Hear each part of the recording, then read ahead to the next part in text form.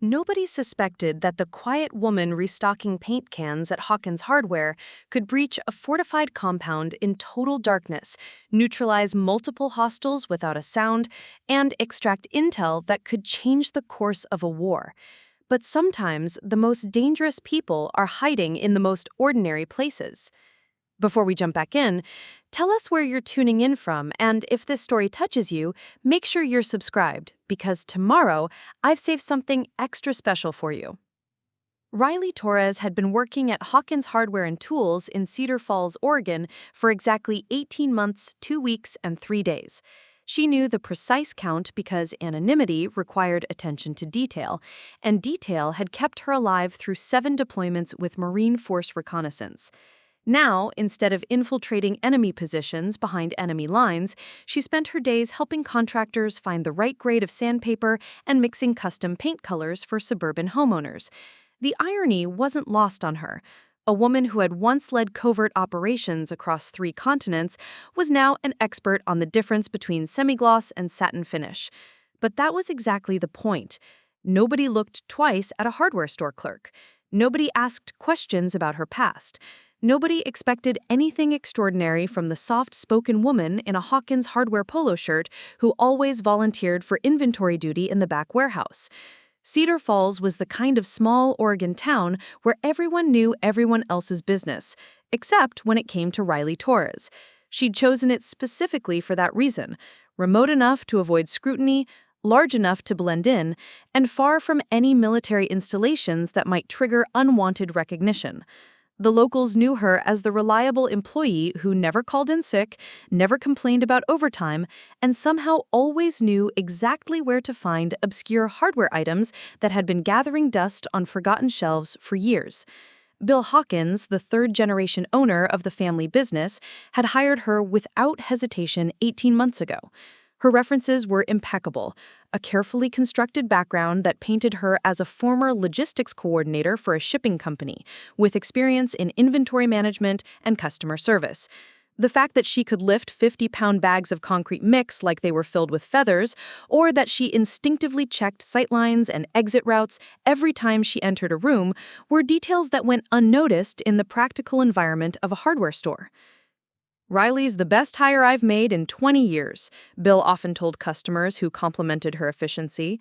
"Knows more about tools and materials than guys who've been in construction their whole lives. Don't know where she learned it all, but I'm not complaining." If only he knew that her expertise came from learning to breach reinforced doors with improvised charges, construct camouflage observation posts in hostile territory, and identify the structural weaknesses of buildings from architectural details that most people never noticed. Force Recon taught her that understanding materials and their properties could mean the difference between mission success and catastrophic failure. The morning routine never varied. Riley arrived at 6:30 a.m., 30 minutes before opening, to conduct what she privately called her perimeter check. To anyone watching, she was simply unlocking doors and turning on lights. In reality, she was assessing whether anything had changed overnight, checking for signs of surveillance, noting new vehicles in the area, and confirming that the emergency exits remained unobstructed. Old habits from a life where situational awareness meant survival. Steve Garrett, the store manager, had long ago stopped questioning Riley's thoroughness. She inventoried deliveries with military precision, organized the stockroom like an armory, and maintained equipment with the kind of systematic care that prevented problems before they occurred. Her efficiency reports were flawless, her customer interactions polite but professional, and her attendance record perfect. She was, by every measure, the ideal employee. What Steve didn't know was that Riley's perfectionism came from years of operating in environments where a single mistake could compromise an entire mission and get people killed. She'd learned to maintain gear that had to function flawlessly in desert sand, jungle humidity, and Arctic cold. Compared to that, keeping track of hardware inventory was almost relaxing. The customers saw her as helpful and knowledgeable, if somewhat reserved. She could explain the difference between various drill bit materials, recommend the right fasteners for specific applications, and troubleshoot problems that left other employees stumped.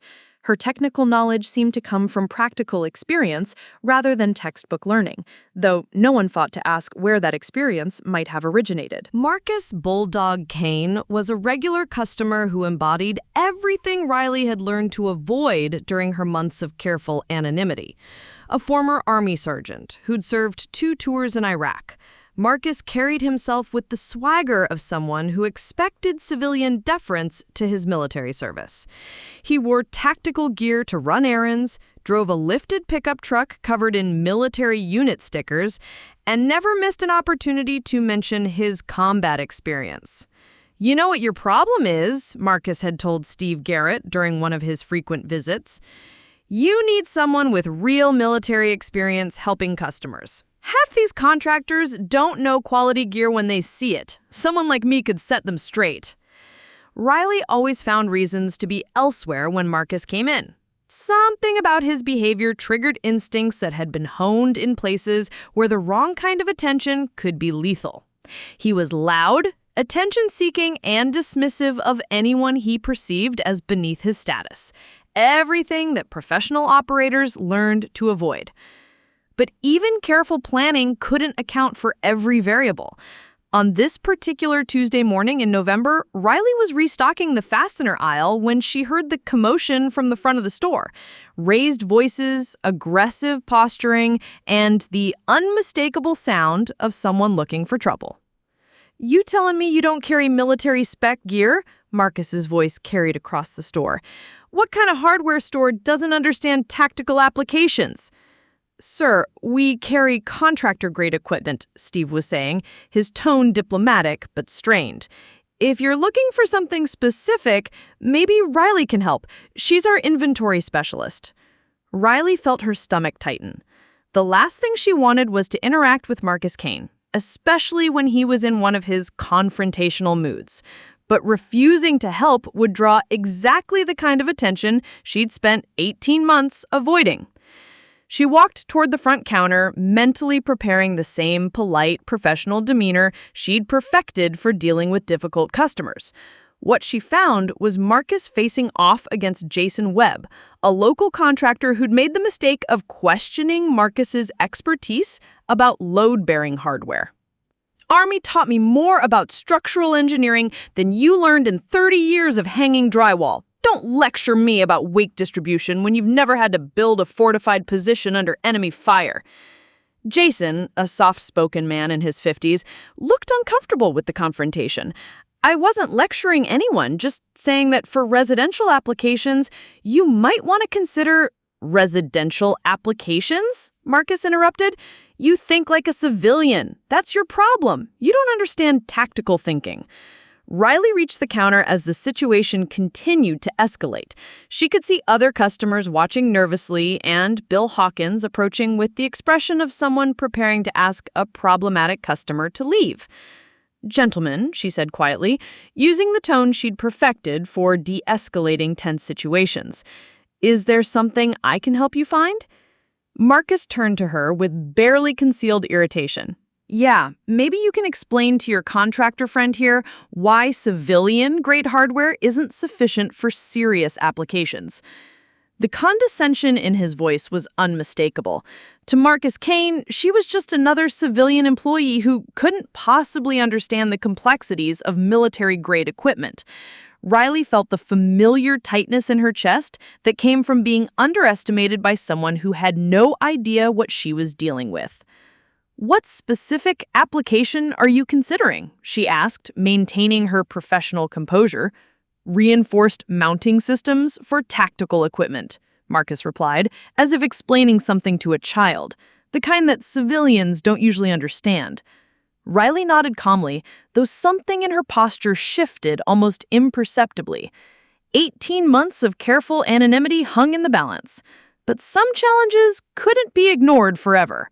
What happened next would change everything. The tension in Hawkins Hardware had reached the point where other customers were beginning to drift toward the exits, sensing trouble but not wanting to be part of whatever was developing between Marcus Kane and the quiet contractor, Jason Webb. Riley could feel the familiar weight of a situation spiraling beyond normal parameters, the kind of escalation that required immediate intervention before someone got hurt. "Look," Marcus continued, his voice growing louder and more aggressive, "I'm trying to explain military-grade applications to people who think Home Depot is high-end equipment. You civilians just don't get it."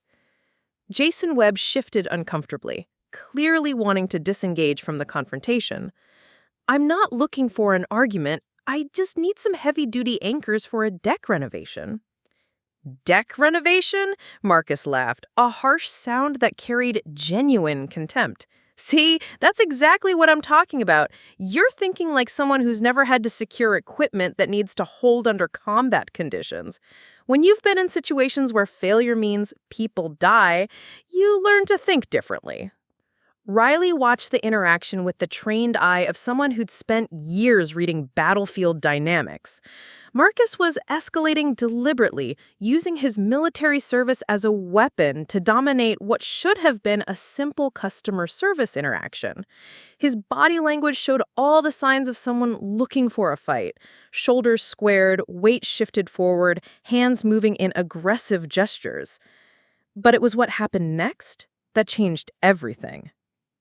The front door chimed as 3 new customers entered the store. Riley's trained peripheral vision immediately cataloged them: early 30s, athletic builds, coordinated movement that suggested they knew each other well. Their clothing was civilian, but something about their bearing screamed military or law enforcement. They moved with the kind of situational awareness that came from professional training. What caught Riley's attention wasn't their appearance. It was how they positioned themselves. 2 took flanking positions near the hardware displays, while the 3rd approached the counter. It was a classic Overwatch formation, the kind of tactical positioning used for controlling space during high-risk operations. The lead man approached the group around Marcus with casual confidence. "Excuse me," he said, his voice carrying authority despite its conversational tone. "We're looking for some specialized equipment. Wondering if you folks might be able to help." Marcus immediately turned toward the newcomer, his aggressive posture shifting as he sized up potential allies in his dominance display. "Depends what kind of specialized equipment. Most places like this don't carry military-grade gear." "Security mounting systems. Need something that can handle significant stress loads under adverse conditions." Riley felt a chill of recognition. The terminology was specific, professional, and exactly the kind of language used in briefings for facility protection operations. These weren't contractors looking for hardware. They were operators, and they were here for a reason that had nothing to do with home improvement. "Now we're talking," Marcus said, his chest puffing with renewed confidence. "Finally, someone who understands tactical applications. Army taught me everything about load distribution and security mounting. Most civilians couldn't handle this kind of conversation." The newcomer smiled politely. "Army, huh? What unit?" 3rd Infantry Division, 2 tours in Iraq, combat experience in urban pacification operations. Marcus delivered his credentials like someone expecting immediate respect.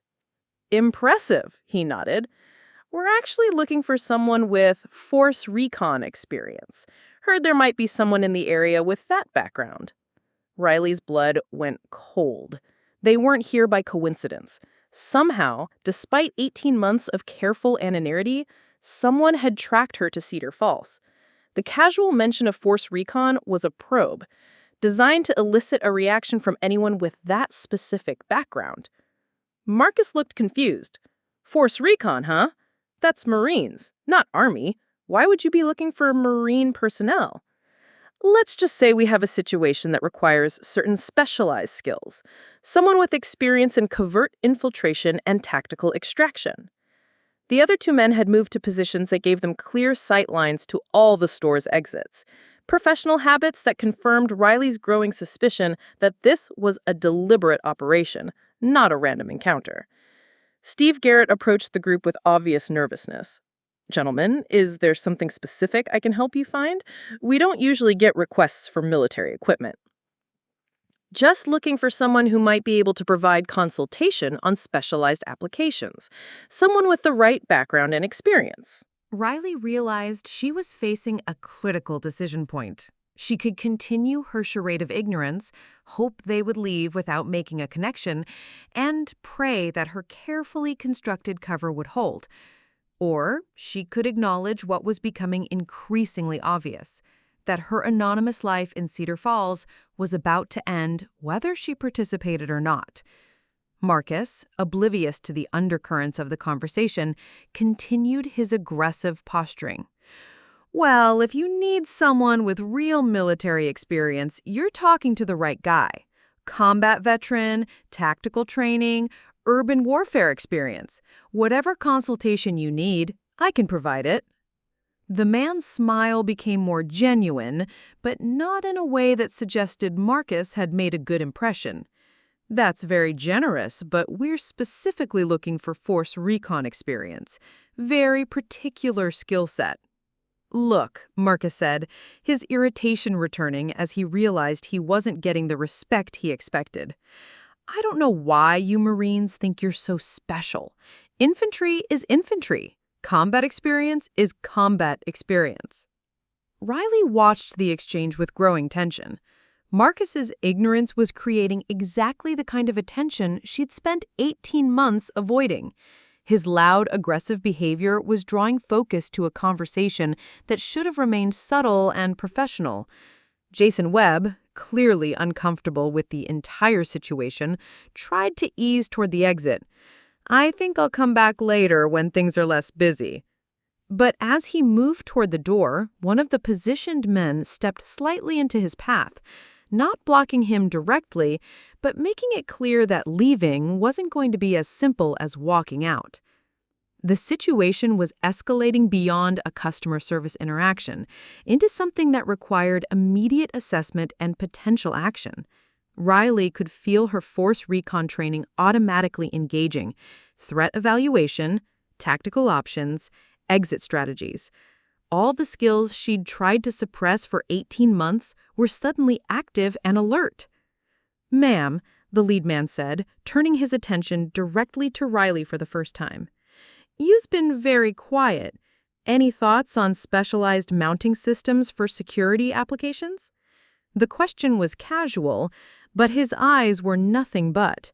He was studying her reaction with the intensity of someone trained to read micro-expressions and body language. This was a test, and Riley realized that her answer would determine whether her cover survived the next few minutes.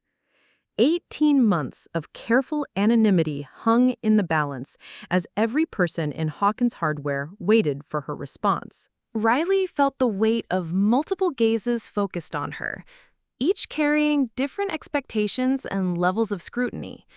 Marcus Kane expected confirmation of his superior knowledge. Steve Garrett hoped for a peaceful resolution that would get his store back to normal operations. Jason Webb just wanted to escape an increasingly uncomfortable situation. But it was the lead operative whose attention carried the most significance. His eyes held the focused intensity of someone who already suspected what he was looking at. Security mounting systems can be complex, Riley said carefully, choosing her words with the precision of someone walking through a minefield. The specifications depend entirely on the application and environmental factors. Her answer was deliberately neutral, providing technical knowledge without revealing the depth of her expertise. But she could see in the operative's expression that her response had provided exactly the kind of confirmation he was looking for. Environmental factors, he repeated, his tone suggesting the phrase carried deeper meaning. That's an interesting way to put it. Most hardware store employees might talk about indoor versus outdoor applications. You're thinking more comprehensively. Marcus, sensing that the conversation was moving beyond his understanding, attempted to reassert his dominance. Environmental factors are basic tactical considerations. Wind load, temperature variation, structural integrity under stress. Military 101. The operative's attention shifted to Marcus with what might have been amusement. Absolutely. Though I imagine someone with force recon experience might have a more nuanced understanding of how those factors apply in dynamic situations. Riley realized she was trapped in a conversation that was spiraling toward an inevitable exposure. The operative was using Marcus's ignorant aggression as a foil to highlight the difference between superficial military knowledge and deep operational expertise. Every response she made was being evaluated against criteria that only someone with inside knowledge would recognize. Mr. Kane, I think maybe we should focus on what specific hardware you actually need, Steve Garrett interjected, clearly sensing that his store was becoming the venue for something well beyond normal customer service. We've got catalogs for specialized applications if you want to look at options. That's very helpful, the operative replied without taking his eyes off Riley. But sometimes the best recommendations come from someone who's actually used similar equipment in challenging conditions. Real-world experience trumps catalog specifications. The probe was becoming more direct. Riley could feel her carefully constructed cover beginning to crack under the pressure of sustained scrutiny. The other two operatives had shifted their positions slightly, maintaining their overwatch while appearing to browse hardware displays. Professional surveillance that suggested this encounter was planned rather than coincidental. Marcus, frustrated by his decreasing relevance to the conversation, made a decision that changed everything. Look, I don't know what kind of game you people are playing, but if you need real expertise, you talk to me. I've got combat experience these civilians can't even imagine. He stepped closer to Riley, his posture aggressive and intimidating. No offense, sweetheart, but hardware retail isn't exactly tactical operations. Why don't you let the men handle this conversation? The condescending dismissal hit Riley like a physical blow, triggering responses that 18 months of careful control couldn't suppress. She'd spent years earning respect in environments where competence was measured by results rather than gender, where her ability to infiltrate enemy positions and extract critical intelligence had saved countless lives. Being dismissed as irrelevant by someone whose military experience amounted to conventional infantry operations was intolerable. Mr. Kane, I think you might be overestimating your expertise. The change in her tone was subtle but unmistakable. Gone was the deferential hardware store employee. In its place was something harder, more confident, carrying authority that couldn't be faked or learned from textbooks. Marcus sensed the shift, but misinterpreted it as civilian defiance rather than professional competence. Overestimating? Lady, I've been in combat situations you couldn't handle in your nightmares. Don't lecture me about expertise. Combat situations, Riley repeated, her voice remaining level but somehow becoming more dangerous. Such as... The question was asked with the clinical precision of someone conducting a debriefing. Marcus, expecting intimidation rather than interrogation, found himself automatically responding. Urban warfare in Fallujah, house-to-house clearing operations, IED detection and disposal, counterinsurgency operations in hostile territory. Riley nodded, as if evaluating his credentials against some internal standard. Standard infantry operations in a conventional theater. Valuable experience. The way she said it made Marcus's accomplishments sound routine rather than heroic. There was something in her assessment that suggested familiarity with operations that went well beyond conventional infantry work. The lead operative was watching this exchange with growing interest, clearly recognizing the shift in dynamics. Riley's professional evaluation of Marcus's service record revealed knowledge that extended far beyond civilian understanding of military operations. However, Riley continued, her voice taking on an instructional quality, urban warfare in established combat zones operates under different parameters than covert infiltration in denied territory. Different skill sets, different objectives, different risk management protocols. Marcus stared at her, confusion replacing aggression as her words penetrated his understanding. The terminology she was using wasn't something learned from movies or television. It was the language of someone with intimate knowledge of special operations procedures. "What the hell are you talking about?" he demanded, but his voice lacked its earlier confidence. "I'm talking about the difference between conventional operations and specialized insertion techniques, the kind of missions where success depends on reaching an objective without anyone knowing you were ever there. Jason Webb had stopped trying to leave, his attention now completely focused on the woman he'd known as a helpful hardware store employee, who was somehow demonstrating knowledge that seemed to come from personal experience rather than theoretical study. Steve Garrett looked between Riley and the mysterious customers with growing alarm, realizing that his quiet, reliable employee was revealing capabilities that had nothing to do with retail work. The lead operative stepped forward slightly, his professional interest now undisguised. That's a very specific distinction. Most people wouldn't understand the operational differences between conventional and special operations missions. Riley met his gaze directly, and for the first time in 18 months, she didn't try to hide what she was. Most people haven't had reason to learn the distinction. The admission hung in the air like smoke from a discharged weapon. Everyone in Hawkins Hardware understood that something fundamental had just changed, though only the operatives fully grasped what had been revealed. Marcus, finally realizing that he'd been outmaneuvered by someone he'd dismissed as irrelevant, made one last attempt to reassert his dominance. "I don't care what you think you know about military operations. You're a hardware store clerk playing games with terminology you found on the internet." Marcus's response was delivered with the kind of quiet confidence that comes from absolute certainty.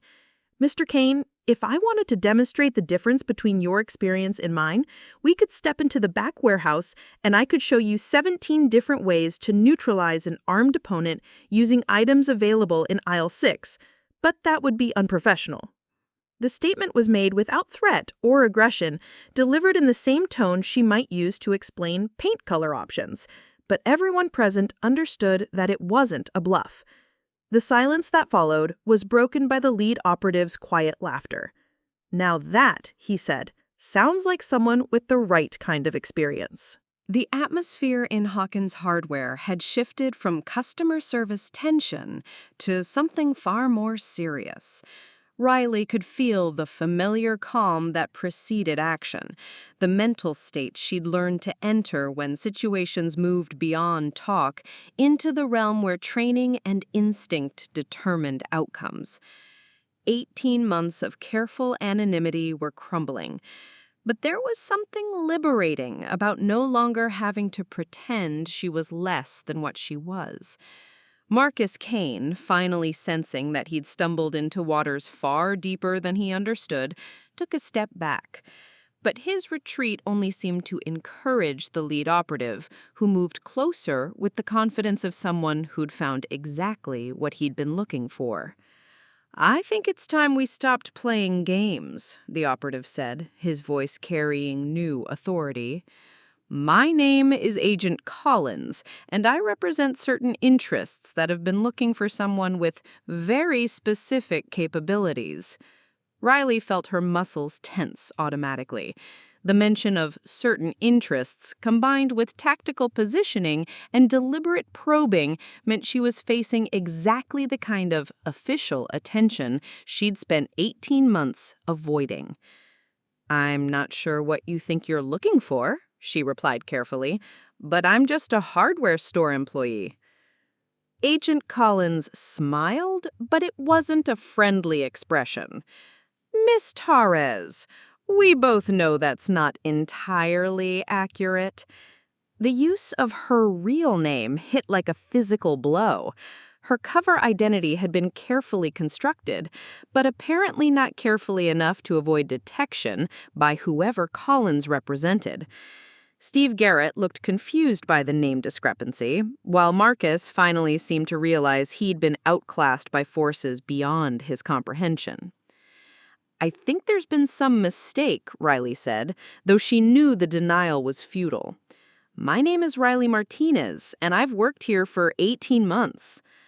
"Riley Shadow Torres," Collins corrected, his tone suggesting he was reading from a file. "Marine Force Reconnaissance, 7 deployments across 3 continents, specialized in deep infiltration and intelligence extraction. Officially medically discharged following an incident in Somalia, though your actual status is considerably more complicated." The clinical recitation of her service record felt like watching her carefully constructed civilian life dissolve in real time. Every detail Collins mentioned was accurate, including the Somalia incident that had officially ended her military career, but left questions that apparently some people had never stopped investigating. Jason Webb, finally understanding that he'd witnessed something far beyond a customer service dispute, quietly moved toward the exit. This time, none of the operatives made any move to stop him. Their attention was completely focused on Riley, and whatever happened next was going to be a conversation between professionals. "Steve," Riley said without taking her eyes off Collins, "maybe you should take your lunch break early today." Steve Garrett looked between Riley and the federal agents with obvious confusion. Riley? What's going on here? Who are these people?" "It's complicated," she replied, her voice carrying a tone of authority that Steve had never heard before. "But this isn't something you want to be involved in." "Good advice. This conversation requires a certain level of clearance that civilians don't typically possess." Steve hesitated, clearly torn between concern for his employee and recognition that he was out of his depth in whatever was developing. "Riley, if you need help—" "I appreciate that," she said, finally looking at him directly. "But this is something I need to handle myself." After Steve reluctantly left through the back exit, Collins gestured for his team to maintain their positions while he approached Riley with renewed focus. Marcus, apparently deciding that discretion was the better part of valor, had already slipped out the front door. "Now that we have some privacy," Collins said, "let's discuss why we're really here." Riley crossed her arms, a defensive posture that was also a ready position for rapid movement if the situation required it. "I'm retired from government service. Whatever you think you need, I'm not interested." "The Somalia operation," Collins continued, as if she hadn't spoken. "Official reports say the mission was compromised by local intelligence, forcing emergency extraction under hostile fire. But there are some gaps in the timeline that suggest the situation was more complex than documented." The mention of Somalia brought back memories that Riley had spent 2 years trying to suppress. The mission that had gone wrong in ways that official reports couldn't adequately capture, leaving questions about her role that had never been satisfactorily resolved. "The mission was compromised," she said flatly. "People died. I was medically discharged due to injury sustained during extraction.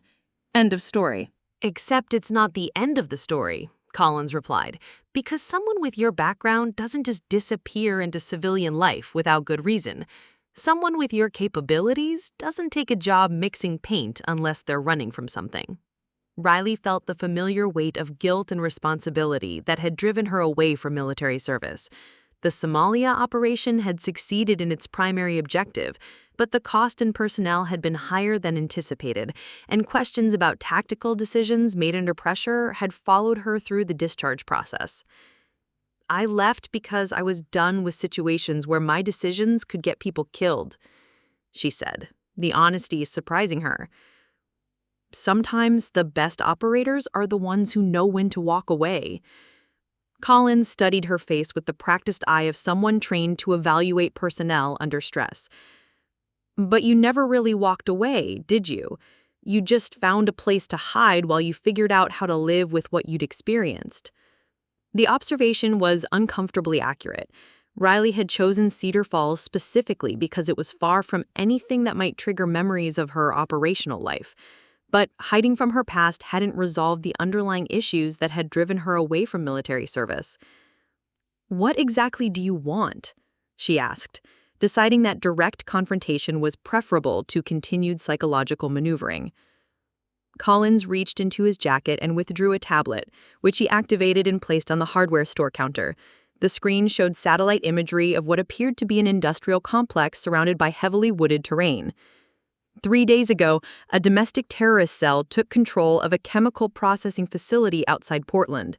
They have 17 hostages and enough industrial chemicals to create a catastrophic environmental disaster if their demands aren't met.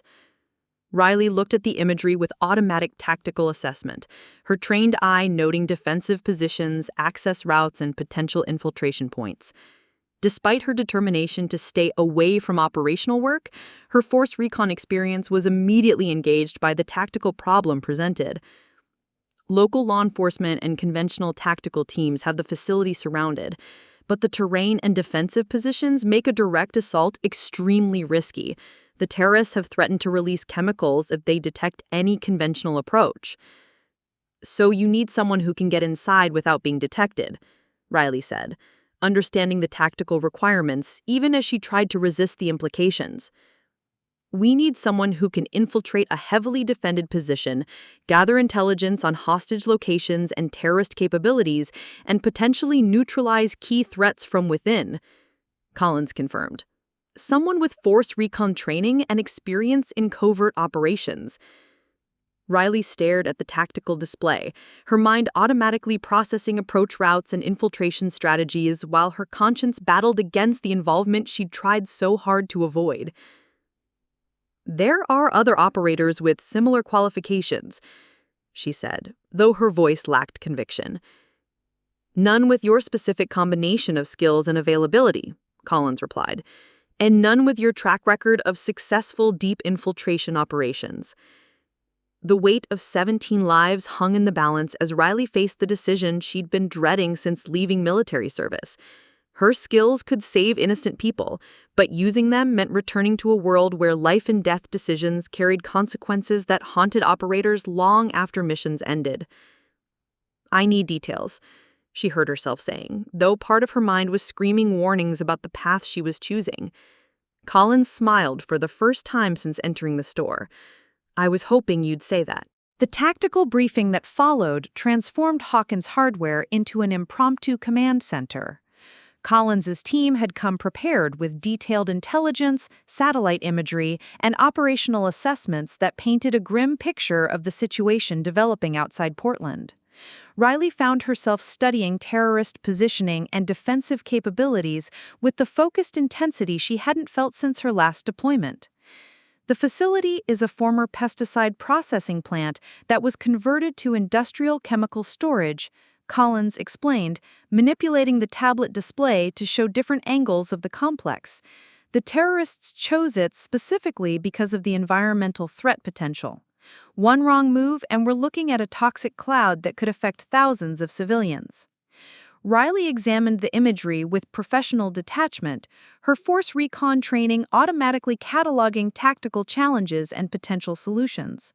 The facility was surrounded by dense forest that would provide concealment for infiltration, but the terrorists had positioned sentries and established overlapping fields of fire that made conventional approaches extremely dangerous. How many hostiles? She asked, slipping into the clinical language of operational planning. Estimated 8 to 12 primary targets, unknown number of support personnel, Collins replied. They've demonstrated sophisticated planning and equipment that suggests military or paramilitary training. Hostage status? 17 civilians, including 3 children, plant security personnel, and visitors who were touring the facility when the terrorists took control. They're being held in the main administration building, which is also where the primary chemical storage tanks are located. Riley felt the familiar weight of operational responsibility settling over her shoulders. 17 innocent lives depending on decisions she would make under pressure, with margins for error that measured success in terms of who lived and who died. Timeline. The terrorists have given authorities 72 hours to meet their demands. We're now down to 46 hours before they've threatened to begin releasing chemicals and executing hostages. The pressure of limited time combined with high stakes was exactly the kind of scenario that had driven Riley away from military service. But looking at the tactical problem, she could see approaches that conventional law enforcement wouldn't consider. Infiltration routes that required specialized training to execute successfully. What are their demands? She asked, though part of her mind was already working through potential infiltration strategies. Release of imprisoned domestic terrorists, withdrawal of federal law enforcement from several ongoing investigations, and a platform to broadcast their manifesto to national media. Standard terrorist theater designed to maximize political impact. Riley nodded, understanding that negotiation was unlikely to resolve the situation peacefully. The demands were designed to be unacceptable, creating justification for escalating violence while positioning the terrorists as freedom fighters rather than criminals. Local law enforcement response? FBI tactical teams have established a perimeter, but they're maintaining distance due to the chemical threat. Any conventional assault would likely trigger exactly the kind of environmental disaster the terrorists are threatening. Which is why you need someone who can get inside without being detected, Riley concluded. Exactly. Someone with Force Recon experience in hostile infiltration who can gather intelligence on hostage locations, terrorist capabilities, and potential neutralization opportunities. The conversation was interrupted by Riley's phone buzzing with a text message. She glanced at it automatically, then felt her blood go cold as she read the words, "Saw some interesting visitors at your work today. Curious about what kind of consultation a hardware clerk might provide to federal agents." The message was from an unknown number, but the implication was clear. Someone had been watching the store, observing her meeting with Collins's team, and was now asking questions that could expose whatever remained of her cover identity. "Problem?" Collins asked, noting her reaction. She showed him the message, watching as his expression shifted from professional interest to immediate concern. "How many people know about your presence in Cedar Falls?" "That's what we're trying to determine," Collins replied grimly. "Your disappearance from official records was thorough, but not perfect. Someone with the right resources and motivation could have tracked you here." "What kind of someone?" "The kind that might be connected to the Somalia operation," Collins said carefully. "There were questions about intelligence leaks during that mission that were never fully resolved." Riley felt a chill of recognition. The Somalia operation had been compromised by someone with inside knowledge of mission parameters and timing. If that same source was now aware of her location and potential involvement in current operations, the situation had just become exponentially more dangerous. Another text message arrived. Federal agents recruiting local talent for specialized consulting. Interesting career change for a retired Marine. "They know," Riley said flatly. "Someone's been watching long enough to understand what this meeting represents."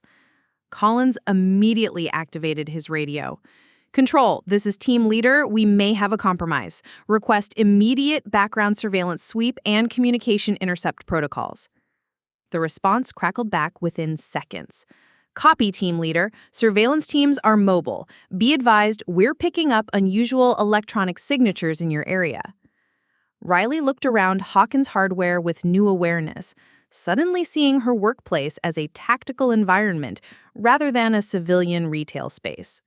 If someone was conducting surveillance, they would have positioned themselves with clear sightlines to the store entrances and escape routes. "We need to move this conversation," she said, her Force Recon training automatically engaging threat assessment protocols. "This location is compromised." Collins nodded agreement. "My vehicle is hardened and equipped for secure communication. We can continue the briefing there." As they prepared to leave, Riley's phone rang with a call from Steve Garrett. She answered hesitantly, wondering what additional complications were about to emerge. "Riley," Steve's voice was tight with concern. "I just got a call from someone asking questions about you. Said they were conducting a background check for a security clearance. Is that normal for hardware store employees?" Riley felt her carefully constructed civilian life continuing to unravel in real time. "What kind of questions?" "How long you've worked here, whether you've ever mentioned military service, if you've had any unusual visitors or activities. The guy seemed to know a lot about you already." "Steve, listen to me carefully," Riley said, using the tone of command she'd perfected during military operations. "Don't answer any more questions about me from anyone. If someone contacts you again, tell them you need to verify their credentials and get a callback number." "Riley, what's going on? Are you in some kind of trouble?" Before she could answer, Collins' radio erupted with urgent communication.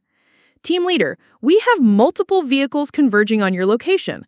Unknown intentions, but they're moving with tactical coordination. Riley looked out the front windows of Hawkins Hardware and saw several civilian vehicles taking positions that effectively blocked the main street access routes. The occupants were remaining in their vehicles, but their positioning suggested professional surveillance rather than coincidental traffic.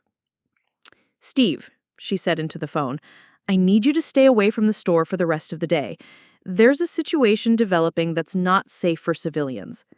"A situation? What kind of situation?" "The kind that requires me to be someone I haven't been for the past 18 months. Riley ended the call and turning to Collins with grim determination. "Agent Collins, it appears that my cover is completely blown, and we have hostile surveillance in position. I think it's time we discussed exactly what kind of support you're prepared to provide for this operation." Collins' response was immediate and professional. "Whatever you need, Miss Torres. The situation just became a matter of national security." Riley looked around Hawkins Hardware one last time, knowing that whatever happened next, her days as an anonymous hardware store clerk were permanently over. The question now was whether her return to operational status would save 17 hostages or lead to consequences that would haunt her for the rest of her life. The transformation from civilian to operator was complete, and there was no going back. Preparing and narrating this story took us a lot of time, so if you are enjoying it, subscribe to our channel. It means a lot to us. Now back to the story. The secure communication vehicle that Collins led her to was a modified SUV that looked civilian from the outside but contained enough electronic equipment to run a small military operation. As they settled into the armored interior, Riley could see the hostile surveillance vehicles maintaining their positions around Hawkins Hardware, creating an effective containment perimeter. "Talk to me about Somalia," Collins said without preamble as his communications specialist established encrypted links to federal command centers, because whoever's watching us now seems to have connections to that operation. Riley felt the familiar tightness in her chest that came with revisiting the mission that had ended her military career. Somalia was a joint operation targeting a high-value intelligence asset. The objective was extraction of a weapons dealer who had information about arms shipments to terrorist organizations. According to official reports, the mission was successful but resulted in higher-than-anticipated casualties, Collins prompted.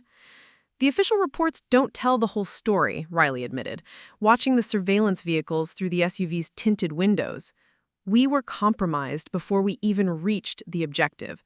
Someone with inside knowledge of our mission parameters had leaked our approach routes and timing." Collins leaned forward with obvious interest. Inside knowledge, meaning what level of access? Command level access. Someone who knew not just our primary objective, but our contingency plans, extraction routes, and operational timeline, the kind of information that should have been compartmentalized above my clearance level. The implications hung in the air between them. A leak at command level suggested compromise that extended far beyond a single operation, potentially affecting multiple missions and personnel across different theaters of operation. "What happened during the extraction?" Collins asked. Riley closed her eyes, allowing herself to remember details she'd spent 2 years trying to suppress. "We reached the target location and found it was a trap. The weapons dealer was there, but so were 3 times the expected hostile forces. They were positioned exactly where they needed to be to cut off our primary and secondary extraction routes." "How did you get out?" "I didn't follow orders," Riley said flatly. "My team leader called for immediate extraction via the primary route, but I could see it was compromised. Instead of following his command, I initiated an alternative extraction that wasn't part of our operational plan." Collins waited for her to continue, understanding that she was approaching the core of what had driven her away from military service. "My decision to deviate from orders saved 3 lives, including my own. But it also meant that my team leader and another operator were killed trying to follow the original extraction plan.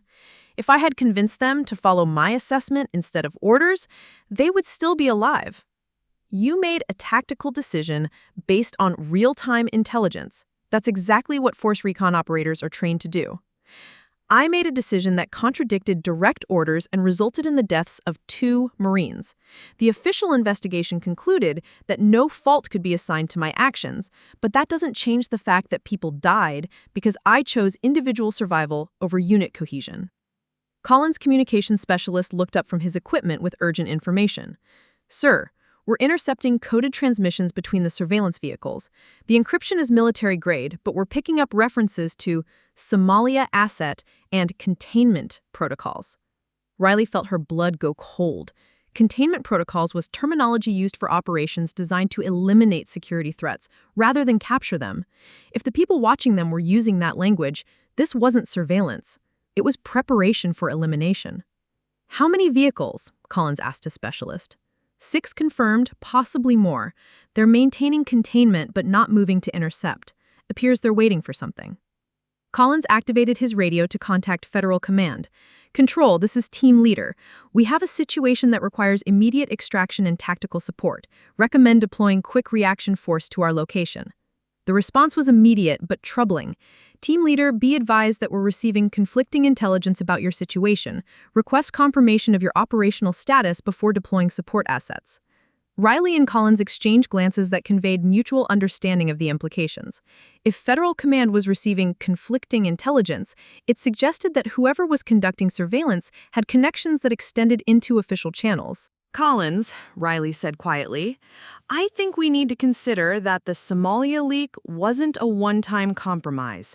If the same source is still active, they might have access to current operational communications. The possibility that their current operation was compromised before it even began added another layer of complexity to an already dangerous situation. If the terrorists at the chemical facility had advance warning of federal response plans, the hostage situation could become exponentially more deadly. Collins' phone rang with a call from an unknown number.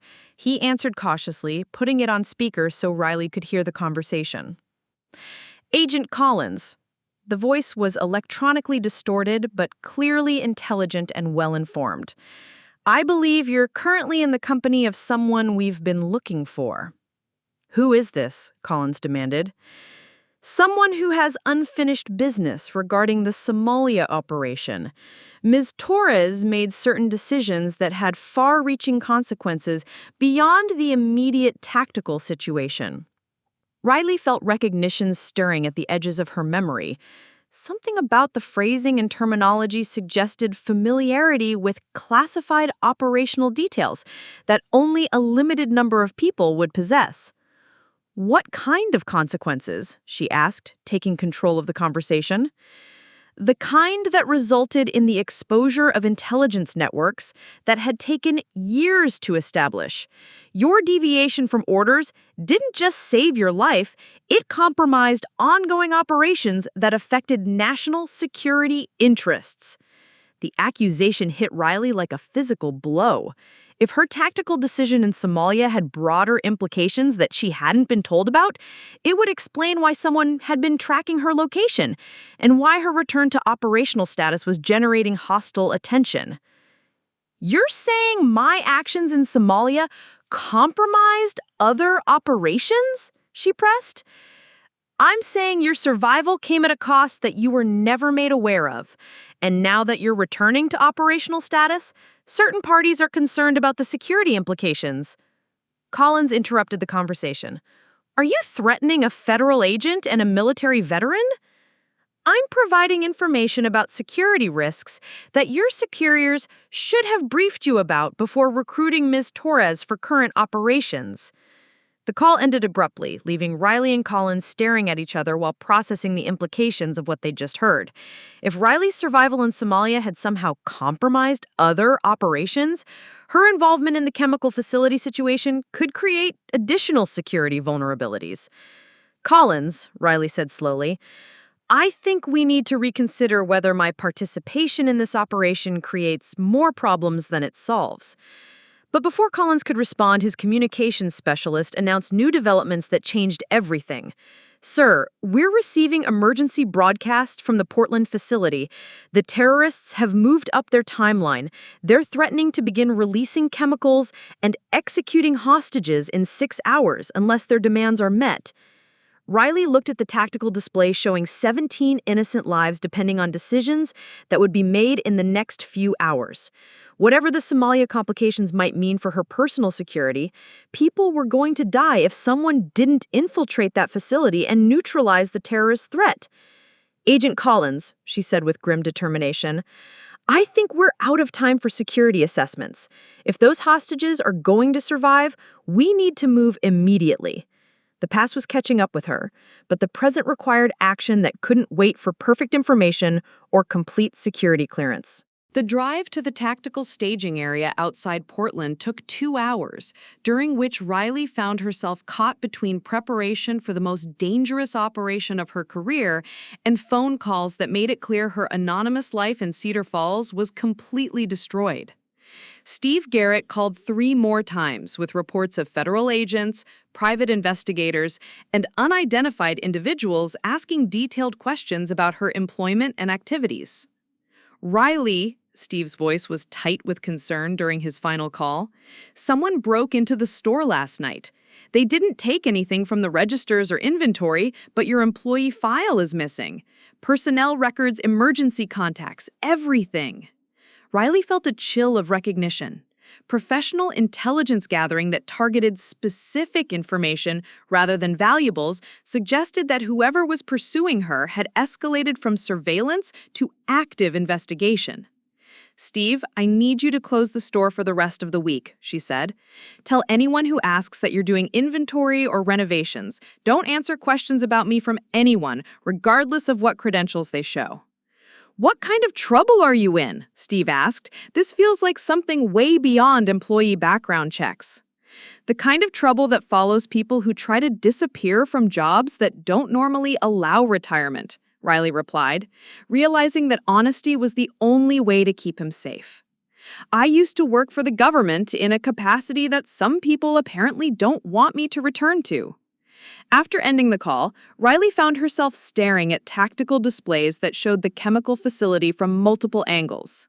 Satellite imagery, thermal scans, and surveillance drone footage painted a comprehensive picture of a nearly impossible infiltration challenge. The perimeter security has been upgraded since yesterday, Collins reported, manipulating the display to highlight new defensive positions.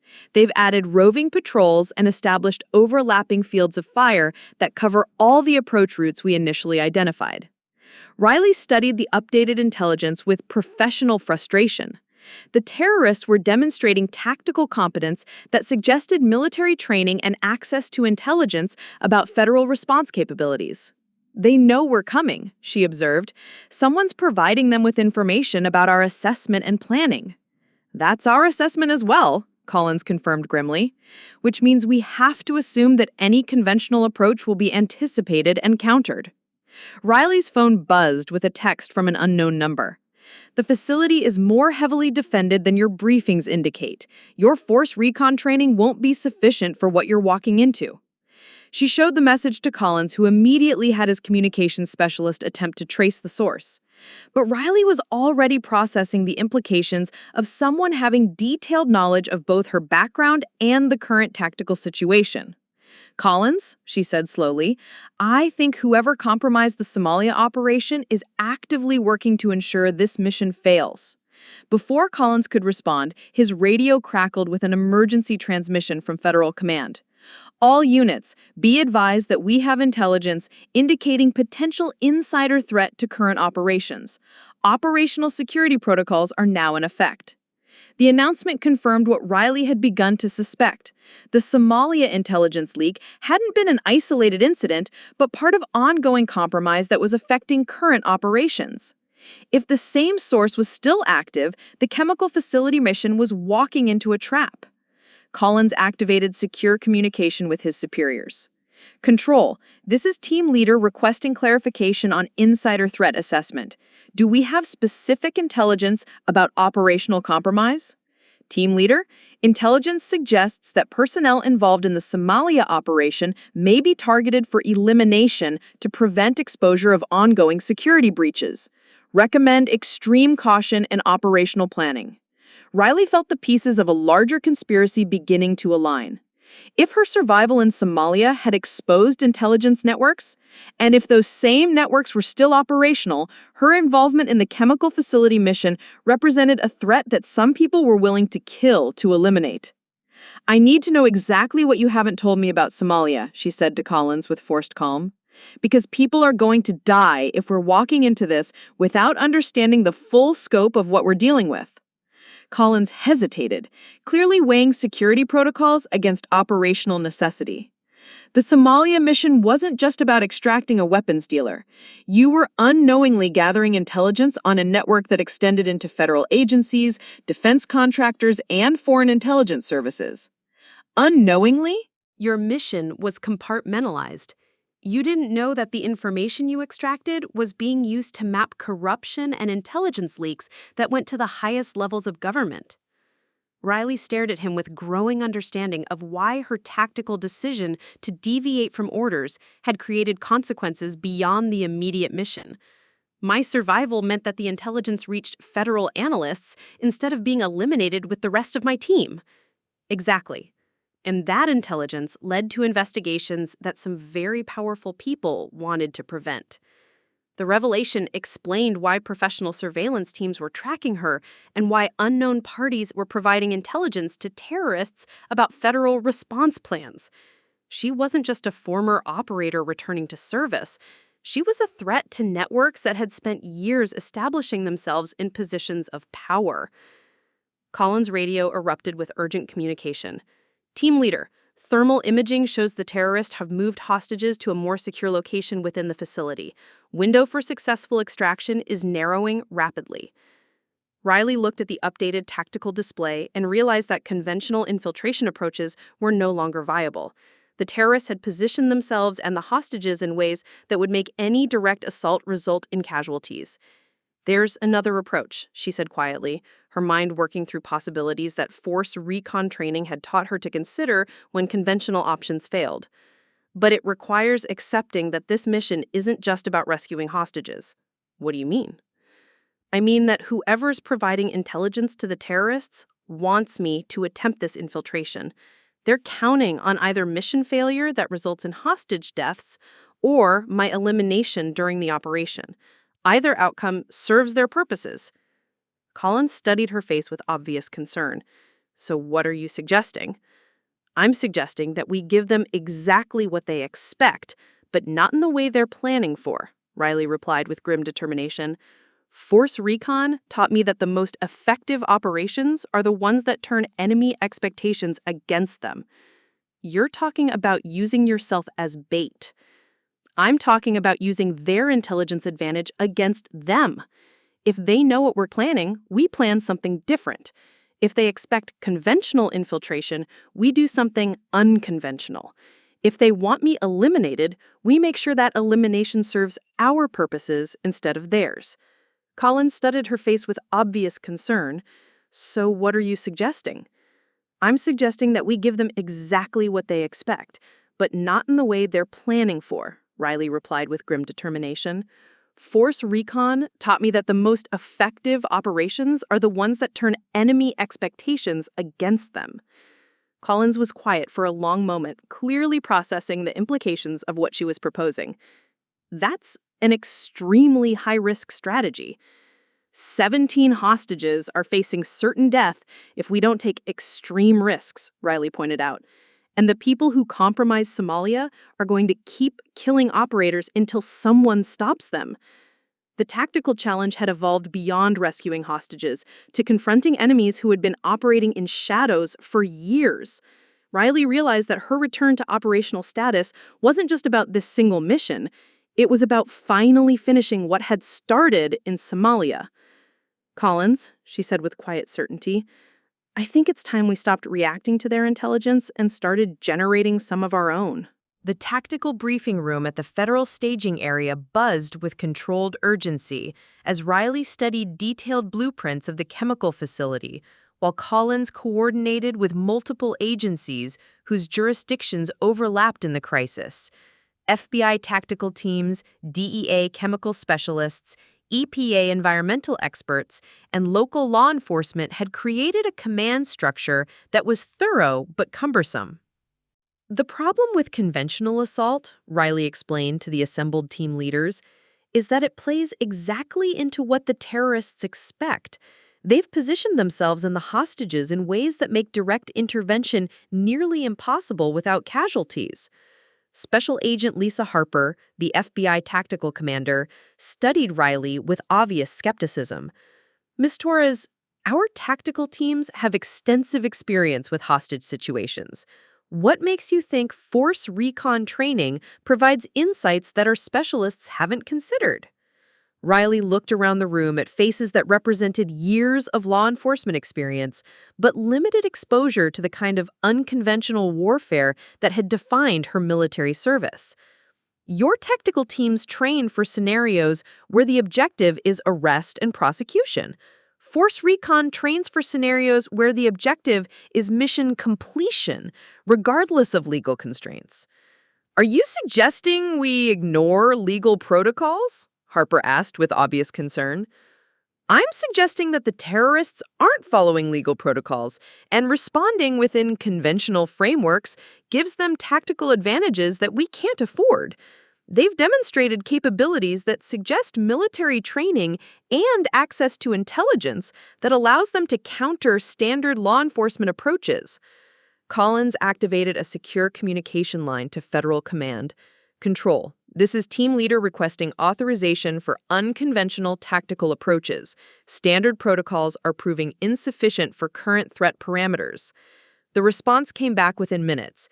Team leader, you are authorized to explore alternative approaches, but all operations must maintain hostage preservation as primary objective. Riley felt the familiar weight of operational responsibility settling over her shoulders.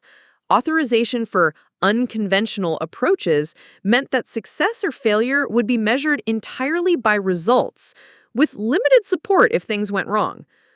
Here's what we know, she said, taking control of the briefing.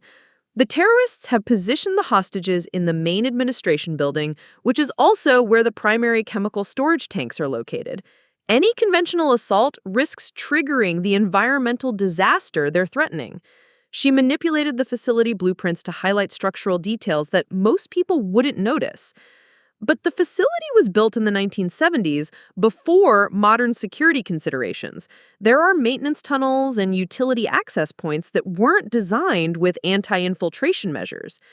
Agent Harper leaned forward with interest. You're talking about accessing the facility through infrastructure that won't be monitored by their security systems. I'm talking about infiltration approaches that require technical climbing, confined space navigation, and the ability to operate in environments with potential chemical contamination, the kind of skills that force recon operators train for, but that most tactical teams don't regularly practice. Collins studied the blueprints with growing understanding. You're proposing a solo infiltration mission? I'm proposing that someone with the right training infiltrate the facility, gather intelligence on actual hostage locations and terrorist capabilities, and create opportunities for tactical teams to intervene with minimal risk. The room went quiet as everyone processed the implications of what she was suggesting. A solo infiltration mission into a chemically contaminated facility defended by military-trained terrorists represented exactly the kind of high-risk operation that could either save 17 lives or result in catastrophic failure. Riley's phone buzzed with another message from the unknown number. Conventional infiltration through maintenance access points was anticipated. Recommend alternative approaches. She showed the message to Collins, who immediately had his communications specialist begin advanced trace protocols. But Riley was already processing the implications of someone having detailed knowledge of her tactical planning. They're monitoring our communications, she said grimly. Every approach we discuss is being provided to the terrorists in real time. Agent Harper activated emergency communication protocols. All units, switch to encryption protocol Delta immediately. Assume all previous communications have been compromised. But Riley knew that encryption protocols wouldn't solve the fundamental problem. If the intelligence leak extended into federal agencies, switching communication methods would only provide temporary security before new compromises were established. Collins, she said quietly, I need to discuss something with you privately. They moved to a secure communication booth that was designed to prevent electronic surveillance. Riley waited until they were completely isolated before revealing what she'd been considering since the first mysterious phone call. I think the only way to succeed in this mission is to accept that we're being monitored and use that monitoring against them, she said. How? By providing them with false intelligence about our intentions while executing a completely different operational plan. If they're expecting conventional infiltration through maintenance access points, we give them information that confirms that expectation while actually approaching from a completely different vector. Collins studied her face with obvious concern. You're talking about a deception operation that uses the intelligence leak as a weapon rather than trying to prevent it. I'm talking about force recon tactics applied to a situation where the enemy has intelligence advantages that can't be eliminated through conventional security measures. What would you need? Riley looked at the facility blueprints with new tactical assessment, considering approaches that would be unexpected precisely because they seemed impossible or too dangerous for conventional operators to attempt. I need climbing equipment rated for technical rescue operations, chemical protection gear that doesn't restrict mobility, and communication equipment that operates on frequencies that won't be monitored by whoever's providing intelligence to the terrorists. And then I infiltrate that facility through an approach route that no reasonable tactical planner would recommend, gather intelligence on actual threat parameters, and create opportunities for hostage extraction that play to our strengths rather than theirs. Collins was quiet for a long moment, clearly processing the risks involved in what she was proposing. Riley, if this goes wrong, you'll be facing military-trained terrorists in a chemically contaminated environment with no immediate backup support. If this goes wrong, 17 innocent people die, and the intelligence network that compromised Somalia continues operating with impunity, she replied. Some risks are worth taking when the alternative is unacceptable. The decision hung between them like smoke from a discharged weapon. Riley knew that accepting this mission meant fully returning to the operational life she'd tried to escape, with all the psychological and moral weight that came with life and death decisions made under extreme pressure. But looking at the tactical displays showing 17 hostages whose lives depended on someone taking action that conventional approaches couldn't provide, she realized that hiding from her capabilities wasn't the same as finding peace with them. Collins, she said with grim determination, get me the equipment I need. Those hostages aren't going to rescue themselves. The transformation from hardware store clerk to force recon operator was complete, and there was no question about what came next. The approach to the chemical facility began at 0200 hours under cover of darkness that provided concealment but also limited visibility for navigation through terrain that required precision movement. Riley had spent 2 hours studying topographical maps and satellite imagery, identifying an infiltration route that avoided all the defensive positions the terrorists had established around conventional access points. Her equipment loadout reflected the unique challenges of the mission: technical climbing gear rated for industrial environments, chemical protection suit that maintained mobility while providing contamination resistance, and communication equipment operating on frequencies that intelligence analysts confirmed were not being monitored by hostile forces. Shadow 1, this is Control, Collins's voice crackled through her earpiece as she moved through dense forest toward the facility perimeter. Thermal imaging shows terrorist patrols maintaining their established patterns. Your approach vector remains clear. Copy, Control, Riley replied, using her old call sign for the first time in 2 years. Beginning final approach to primary infiltration point. The infiltration point she'd selected was a maintenance exhaust shaft that rose 60 feet above the main facility structure. The shaft wasn't designed for human access and represented exactly the kind of approach that reasonable tactical planners would reject as too dangerous or technically complex for standard operations, which was exactly why it would work. Riley's force recon training had included extensive work on technical climbing in hostile environments, but the combination of industrial structures and potential chemical contamination created challenges that pushed her skills to their limits. The maintenance shaft was lined with industrial equipment that provided handholds, but also created noise hazards that could alert terrorist sentries. Shadow 1, be advised that communications intercepts suggest the terrorists are expecting infiltration attempts through ground-level access points. Your unconventional approach appears to have achieved tactical surprise. Riley paused at the base of the exhaust shaft to conduct final equipment checks.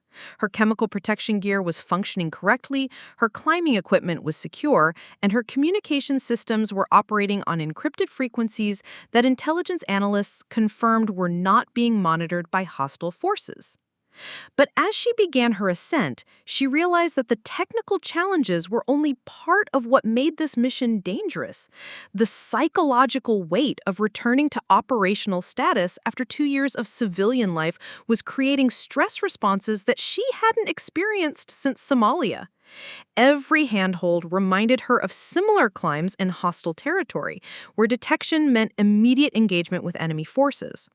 Every sound from the facility below triggered tactical assessments that had been automatic during her military service, but felt overwhelming after months of mixing paint and restocking hardware inventory.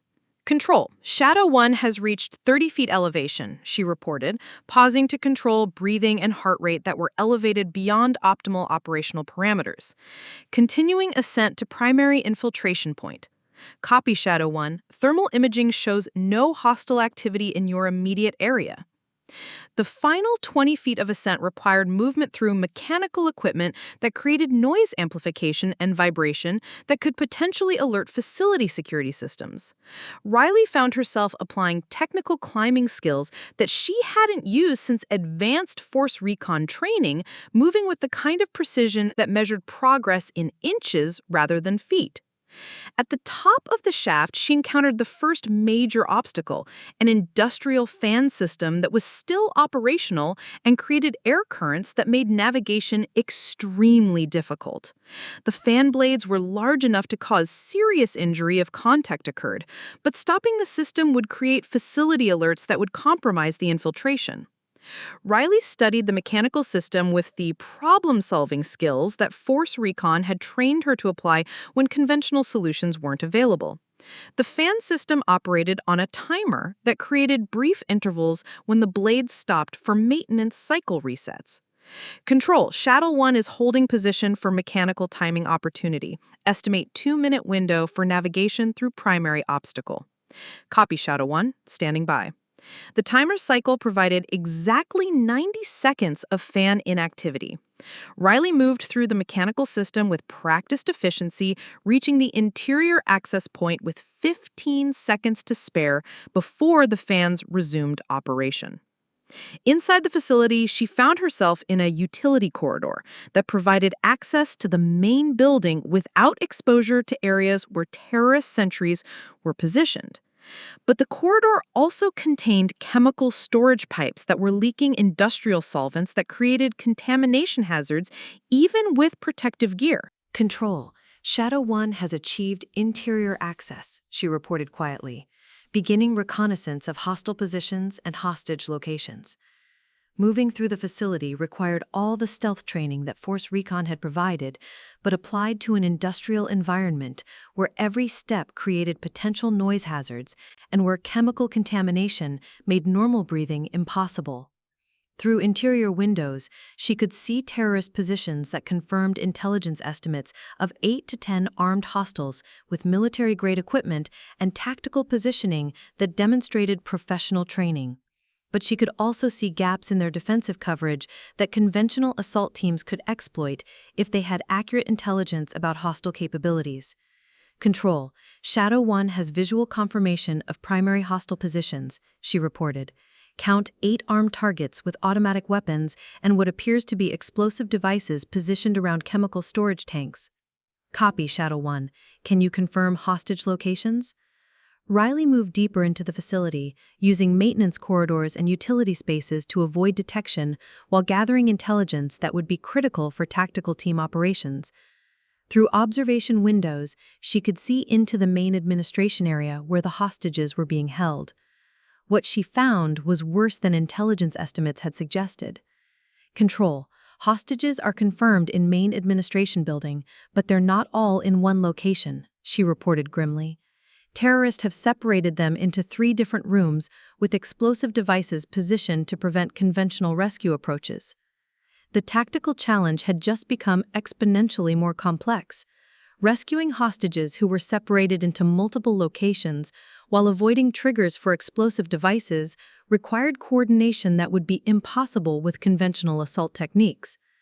But as Riley continued her reconnaissance, she identified opportunities that Force Recon training had taught her to recognize when conventional approaches failed. Structural weaknesses in the building design, sightline limitations in terrorist defensive positions, and timing patterns in their patrol schedules that could be exploited by someone with the right training and equipment. Control. Shadow 1 has identified tactical opportunities for hostage extraction, she reported. But execution will require precise coordination and unconventional approaches that standard tactical teams may not be prepared for. Shadow 1. What do you need? Riley looked at the tactical situation with professional assessment that measured success in terms of hostage survival rather than operational safety. What she was considering would require her to engage multiple hostiles simultaneously while creating opportunities for hostage evacuation under extreme time pressure. Control. I need tactical teams positioned for immediate intervention when I create extraction opportunities, she said with grim determination, because in about 10 minutes, this facility is going to become very loud and very dangerous. The moment had arrived when all her Force Recon training would be tested against enemies who had every advantage except the element of surprise that she was about to eliminate. The synchronized operation that followed demonstrated why Force Recon operators were considered among the most elite special forces in the world. Riley moved through the facility with calculated precision, using industrial equipment and structural features to create tactical advantages that no conventional assault team could have achieved. Her first objective was neutralizing the explosive devices positioned around the hostages without alerting the terrorists to her presence. Force Recon had trained her in advanced demolitions work, but disarming explosive devices in a chemically contaminated environment while maintaining stealth required skills that pushed her abilities to their absolute limits. Control? Shadow 1 has neutralized explosive threats in hostage locations 1 and 2, she reported through her encrypted communication system, moving to engage hostile targets in sequence that will create extraction opportunities for tactical teams. Copy, Shadow 1. Tactical teams are positioned and ready for immediate intervention on your signal. What happened next would be remembered by everyone involved as a masterclass in unconventional warfare applied to hostage rescue operations. Riley used her knowledge of the facility's industrial systems to create distractions that drew terrorist attention away from hostage locations, while simultaneously disabling their communication equipment and eliminating key defensive positions. The engagement began when she accessed the facility's electrical control systems and created a cascading power failure that eliminated terrorist night vision capabilities while maintaining emergency lighting in hostage areas.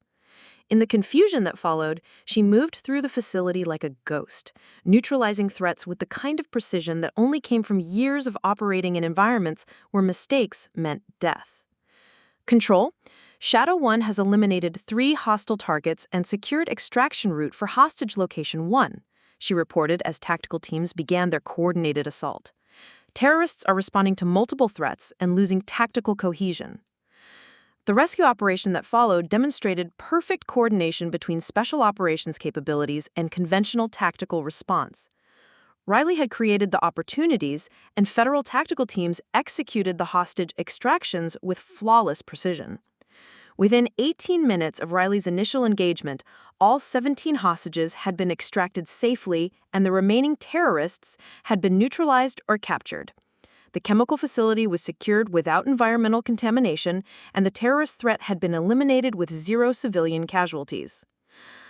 But as Riley emerged from the facility, she realized that the mission's success had implications that extended far beyond the immediate hostage situation.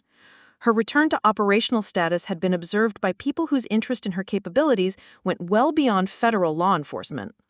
"Outstanding work," Collins said, as she completed post-mission debriefing procedures. "Your infiltration and tactical execution saved 17 lives and prevented an environmental disaster that could have affected thousands of civilians." "Just doing what I was trained for," Riley replied, though she could feel the familiar satisfaction that came from missions accomplished against overwhelming odds. "About that training," Collins continued, "there are people who would like to discuss opportunities that make better use of your capabilities than hardware retail work." The offer she'd been expecting finally arrived in the form of Colonel Thomas Iron Mitchell, her former commanding officer from Force Recon, who appeared at the tactical staging area with authorization documents that would change everything. "Shadow," he said, using her operational call sign with obvious respect, "it's time we talked about coming home." The conversation that followed outlined opportunities that represented everything Riley had thought she wanted when she'd left military service: respect for her skills, meaningful work that saved lives, and compensation that would allow her to leave retail work behind permanently. Joint Special Operations Command is establishing a new unit focused on domestic counterterrorism operations. We need operators with your specific combination of technical skills and operational experience to lead training programs and conduct specialized missions. The offer represented a return to military service, but with differences that addressed the concerns that had driven her away after Somalia. Training responsibilities rather than constant deployment, domestic operations rather than overseas combat zones, and leadership roles that would allow her to shape how the next generation of operators approached complex missions. "What about the intelligence leaks that compromised Somalia and almost compromised this mission?" Riley asked. "That investigation is ongoing, but your successful completion of this operation has provided intelligence that's helping us identify and eliminate the networks responsible for those compromises. Your return to operational status isn't just about what you can contribute going forward. It's about finishing what started in Somalia." Riley looked around the tactical staging area where federal agents and military personnel were processing the successful conclusion of an operation that had seemed impossible just hours earlier. She'd proven to herself that her skills could be used to protect innocent lives rather than simply eliminate threats, and that the guilt she'd carried since Somalia didn't have to define her future. 3 weeks later, she stood in front of her first class of Force Recon trainees at a classified training facility outside Quantico, wearing military fatigues that bore her real name and rank insignia that reflected her new position as senior instructor for advanced reconnaissance operations. "Good morning," she said to a room full of Marines who represented the next generation of special operations personnel. "I'm Gunnery Sergeant Riley Torres, and I'll be your primary instructor for unconventional warfare and specialized infiltration techniques." She paused, looking at each student with the direct gaze of someone who understood the weight of what they were learning. "Before we begin, I want you to understand that everything we'll cover in this program has one purpose: completing missions that conventional forces can't accomplish, while bringing everyone home alive. The skills you'll learn here aren't about proving how elite you are. They're about being prepared when everything depends on getting it right the first time." The training exercise that followed took place in a facility designed to simulate the kind of complex infiltration challenges that had defined her recent return to operational status. As she watched her students navigate technical climbing requirements and tactical problem-solving scenarios, Riley remembered her own journey from anonymous hardware clerk to elite military instructor. "Outstanding work," she told the student who'd successfully completed the most challenging infiltration exercise. "That's exactly the kind of tactical thinking that saves lives when conventional approaches fail." Her radio crackled with a call from the training command center. Instructor Torres, we have a situation that requires your immediate assessment. Domestic terrorist threat with hostage situation. Are you available for consultation? Riley looked at her students, who were watching with obvious interest as their instructor received what was clearly an operational request. After 18 months of hiding from her capabilities and one mission that had proven their value, she no longer hesitated when people needed what she could provide. Command, this is Instructor Torres. I'm available for immediate consultation. As she prepared to leave the training facility for another operation where her skills could make the difference between success and failure, Riley realized that her journey had come full circle. The woman who'd once hidden behind paint cans and inventory sheets had found her way back to work that mattered, in an environment where her capabilities were valued rather than feared. The guilt that had driven her to Cedar Falls had been replaced by purpose that made every successful mission a victory for the innocent lives that depended on operators who could accomplish the impossible when everything depended on getting it right the first time. 6 months later, Hawkins Hardware in Cedar Falls received a package with no return address. Inside, Steve Garrett found a brief note. Thank you for giving me a place to figure out who I was supposed to be. The skills you saw me use for mixing paint and finding obscure hardware turned out to be exactly what I needed for more important work. Riley. Along with the note was a check that covered 2 years of health insurance for all Hawkins Hardware employees, and a business card for Apex Defense Solutions with a handwritten message. If you ever need consultation on security systems or specialized equipment, call this number. Someone there will know how to find me. Steve smiled as he read the note, finally understanding why his most reliable employee had possessed knowledge that seemed to come from somewhere far beyond retail experience. He posted the business card on the employee bulletin board with a simple message. Sometimes the most important people are the ones you never suspect. The hardware store returned to normal operations, but regular customers occasionally asked about the quiet woman who'd known everything about tools and materials. Steve's standard response became local legend. She found work that made better use of her talents. Turn out she was qualified for positions that required a very specialized background. In her new office at the Joint Special Operations Training Command, Gunnery Sergeant Riley Torres kept a small framed photo of Hawkins Hardware on her desk, not as a reminder of the life she'd left behind, but as recognition of the place that had given her space to heal and discover that hiding from excellence wasn't the answer to trauma. Using excellence to serve others was. The woman who'd once been called Shadow had learned that the most important missions weren't always the ones that required stealth and infiltration. Sometimes they were the ones that required stepping into the light and using your capabilities to ensure that others could accomplish their own impossible missions when everything depended on getting it right the first time. Up next, you've got 2 more standout stories right on your screen. If this one hit the mark, you won't want to pass these up. Just click and check them out. And don't forget to subscribe and turn on the notification bell so you don't miss any upload from us.